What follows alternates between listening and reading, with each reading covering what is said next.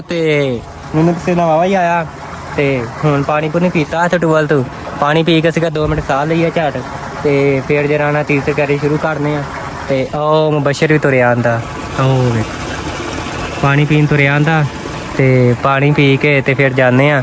ਤੇ ਜਿਹੜਾ ਨਾ ਸਾਡਾ ਇੱਕ ਰੈਲ ਚ ਰਹਿ ਗਿਆ ਤੇ ਬਾਕੀ ਸਾਡੀ ਨੇ ਪਰਾਂ ਰਹਿ ਗਿਆ ਤੇ ਪਾਣੀ ਪੂਣੀ ਪੀ ਕੇ ਤੇ ਜਾ ਕੇ ਸਾਰਾ ਕੱਢਨੇ, ਠੀਕ ਹੈ ਜੀ। ਤੇ ਇੱਥੇ ਸਾਡੇ ਸਾਰੇ ਵਲੋਗ ਨੇ ਜਿਹੜੇ ਨਾ ਐਂਡ ਤੱਕ ਵੇਖਣਾ, ਠੀਕ ਹੋ ਗਿਆ। ਤੇ ਗਰਮੀ ਬੜੀ ਹੈ ਤੇ 11:30 ਦਾ ਟਾਈਮ ਹੋ ਗਿਆ, 12 ਵਜੇ ਤੱਕ ਕੱਢਣਾ ਜਿੰਨਾ ਨਿਕਲ ਸਕਿਆ, ਬਾਕੀ ਸ਼ਾਮ ਨੂੰ।